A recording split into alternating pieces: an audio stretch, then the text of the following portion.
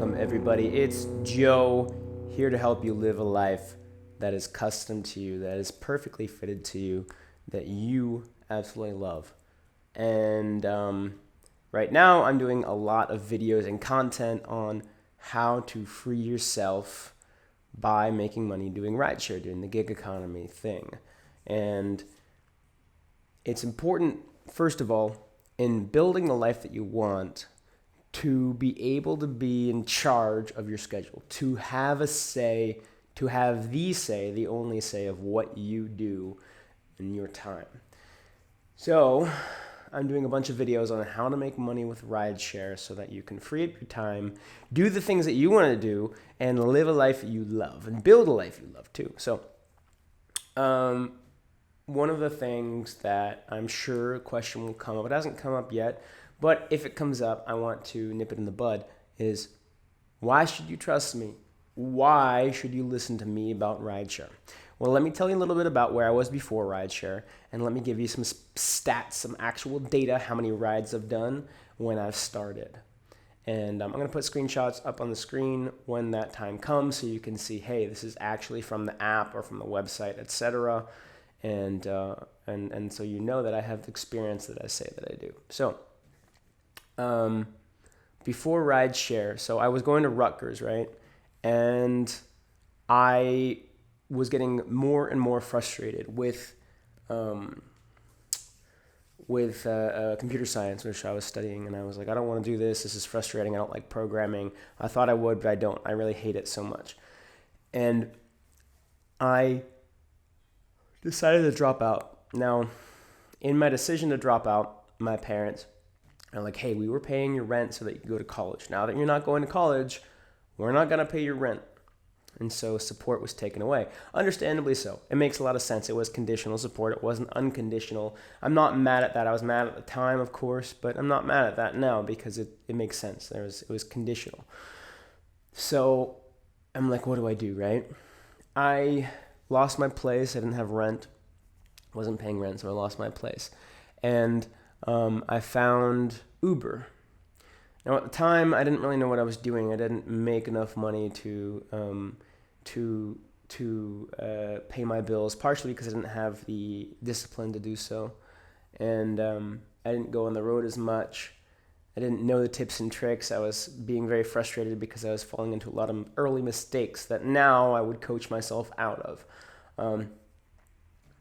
And I coach people if you want to not fall into those mistakes. There's a link in the description below if you want to coach with me on how to drive rideshare and do so in a way that actually gets you the money that you want and that you need. So, and frees up your time. But I didn't do that at first. I made a lot of mistakes. And I actually totaled my first car. I was living out of it, and I was sleeping in it, and I totaled it, which was not a good experience. And so I took a lot of time off. I traveled the world. I dropped out of Rutgers, went to Colombia and Latvia and Lithuania and parts of the US, and I traveled the world for about 5-6 months. And then I moved to Austin, right? And I had shit credit. I was borrowing money from family. My dad still gave me some money.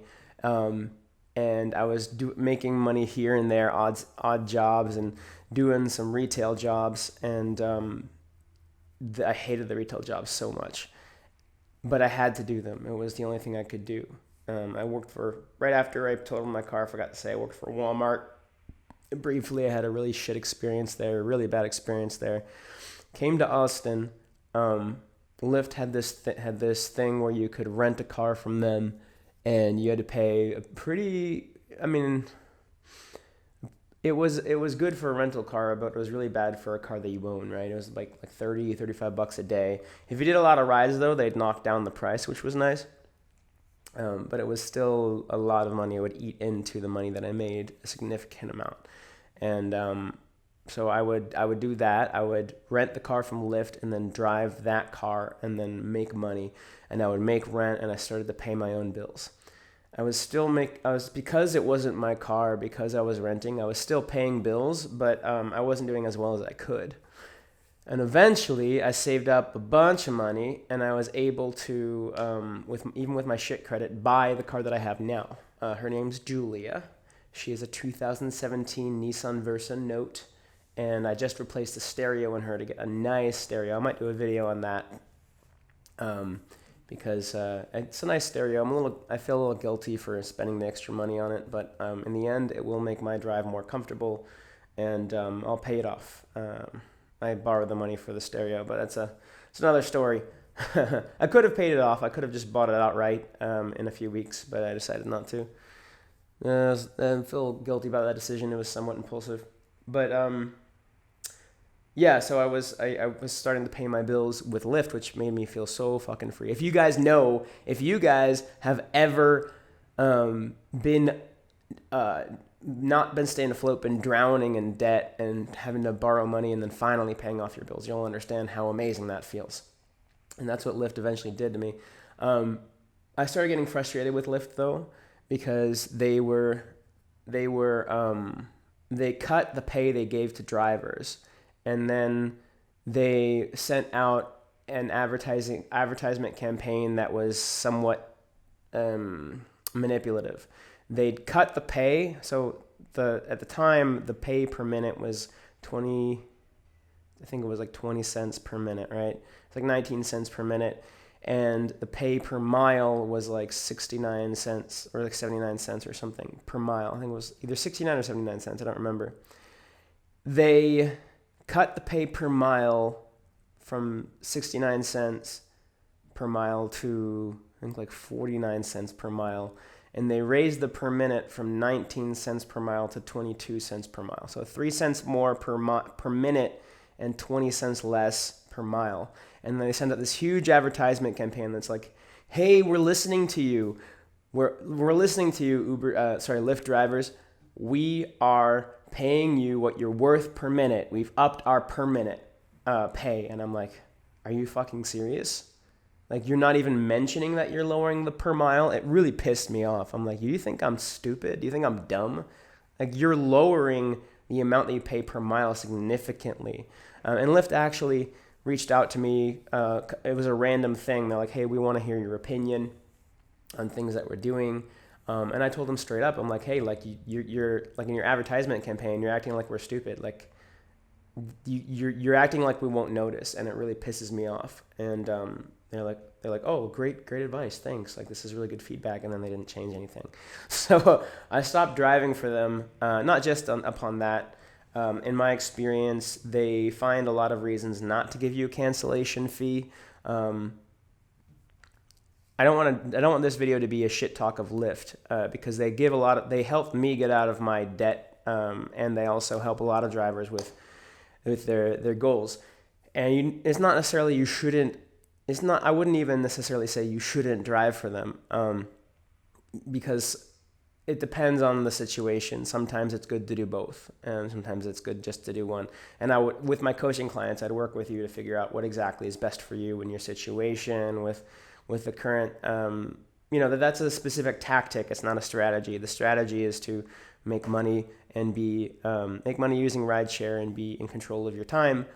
And the tactics are which specific ones to do. And I'll work with you on tactics. But for me, I've also discovered that they try to not give you the cancellation fee. Because if you're like a minute later, then Lyft will like calculate, oh, it'll take you 5 minutes to get there. And if, say, you run into a light and you're a couple minutes later and the passenger cancels, Lyft is like, oh, you weren't going to get there in time, so we decided not to give you the cancellation fee. And then they just wouldn't give me a lot of cancellation fees, and it really pissed me off. So I decided to stop driving for Lyft. I only drove for Uber because now I had my own car. And having my own car, I could drive for whoever I wanted. Of course, when I was renting from Lyft, I couldn't drive for Uber with that car. But now that I had my own car with my own insurance, I decided to drive for Uber, and I haven't looked back since. As you saw in some of my other videos, I make anywhere from $1,200 to $1,500 a week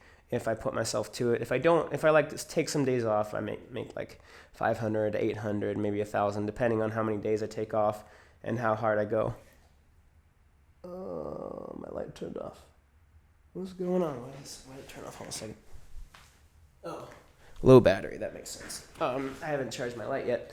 So, So that's my experience with Uber, and I'm really happy with it. I'm really happy with doing rideshare to make money, whether it's Uber or Lyft or other things. I also do delivery. I do Uber Eats and DoorDash sometimes, and I also do Amazon Flex, which is bite-sized Amazon shifts.